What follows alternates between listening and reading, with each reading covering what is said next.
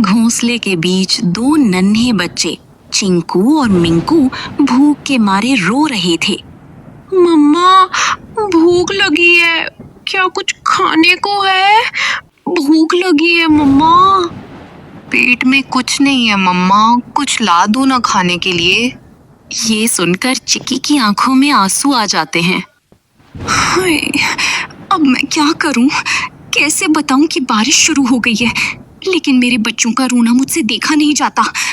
भीगूंगी, गिरूंगी, चाहे जो हो जाए, लेकिन उन्हें भूखा नहीं देख सकती।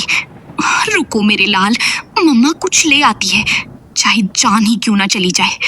पर एक बात याद रखना, जब तक मैं नहीं आती घोंसले में से बाहर भी मत देखना, समझ गए ना? चिड़िया खाना लेने चली जाती है।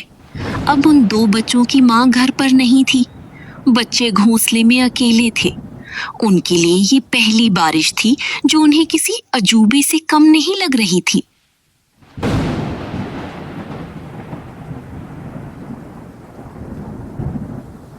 चिंकू बार बार गर्दन बाहर निकालकर देख रहा था।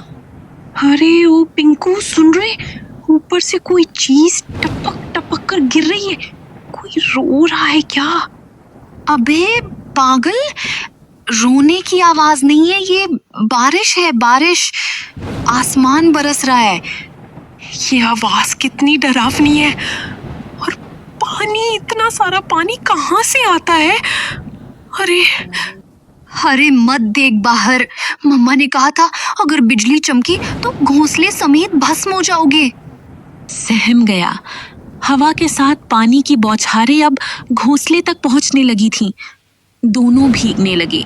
मम्मा कब आएगी? पिंकू को भूख लग रही है यार, और डर भी। ये सुनकर पिंकू कुछ नहीं बोला। उसकी आंखों में चिंता थी। मम्मा ने कहा था कि अगर मैं जल्दी ना आऊं तो चुपचाप बैठे रहना, डर से बड़ा कोई शिकारी नहीं होता। दूसरी तरफ चीकी चिड़िया सारे जंगल में गेहूं तलाश करती है।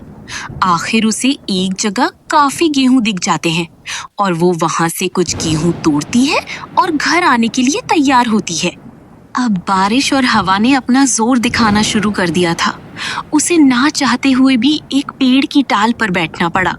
हाय बच्चिया, अकेले हैं, घोंसला भी अकेला है और ये बारिश बढ़ती ही जा रही है।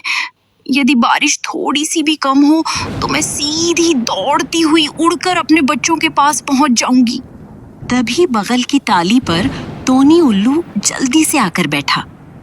अरे टोनी बहन, तू यहाँ क्या कर रही है इस तूफानी बारिश में? तुझे होश भी है कि बच्चे अकेले हैं? अरे उल्लू भाई, क्या करूं, पंख गीले हो चुके हैं, नहीं उड़ पा रही हूँ अब मैं। बहन, कल की बात बताऊं, मैं मोनी बहन के घर के पास से जा रहा था। बहन, वहां पर एक सांप आया था, बहुत लंबा और काला। चुपचाप डालियों के पीछे से सरकता हुआ सीधा घोंसले तक पहुंच गया। मैं वहां ऊपर ही उड़ रहा था। मैंने देखा कि सांप चिड़िया के बच्चों पर झपटा। मैंने बहुत मदद मांगी, बचाओ, कोई बच्चों को बचाओ। सब पक्षी इकट्ठा हो गए, लेकिन तब तक बहुत देर हो चुकी थी। वो दो बच्चों को निगल गया, बहन। और जब चिड़िया बहन आई ना, वो तो जैसे पगला गई थी। अपने घोंसले के पास आई तो देखा कि एक बच्चा खून से लथपथ पड़ा है और दो दिख ही नहीं रहे थे। वो बार बार पुकार रही थी, मेरे बच्चे, मेरे लाल, कहाँ चले गए तुम? उसके आंसू रुक ही नहीं रहे थे। अपने बचे हुए एक बच्चे को उसने पंखों में दबा लिया और फिर चुपचाप बैठ गई, जैसे दुनिया ही खत्म हो गई उसकी। मैं बता नहीं सकता कितना दर्द था उस माँ की आंखों में। तो समझ रही है बहन, ये बारिश सिर्फ पानी नहीं लाती, भूख से तड़पते शिकारी भी लाती है। चल जल्दी निकल, मत रुक अब। फिर ये सुनकर चीकी चिड़िया उड़ती है और अपने घर की तरफ जाती है। लेकिन अंधेरा गहरा था और ठंडी हवा अब भी तीर की तरह थी। बस कुछ ही दूर और चिंकू पिंकू मेरा इंतजार कर रहे होंगे। तभी सामने से दो काली परछाई आती हैं और चीकी चिड़िया से कहती हैं, ओए चिड़िया रानी, कहाँ चली? बारिश में कैसे आना हुआ? रास्ता भटक गई हो क्या? चिकी चौंक गई। सामने दो शिकारी परिंदे रास्ता रोककर खड़े थे। आज तो किस्मत चमकी है, बारिश में भी हमें गरम गरम चिड़िया खाने को मिलेगी। आज हम चिड़िया तुम्हें खा जाएंगे। अब चीकी चिड़िया के सामने एक और नई मुसीबत आ गई है। अब चिड़िया ने सोचा, इस बार तो वो नहीं बच सकती। दोनों तरफ खतरनाक दरिंदे हैं। आज उसे ताकत से नहीं, दिमाग से काम लेना होगा। तो उसके दिमाग में एक आइडिया आया। अगर दुश्मन को हराना हो तो दुश्मन को आपस में लड़ा दो। इससे दुश्मन की ताकत आधी हो जाती है।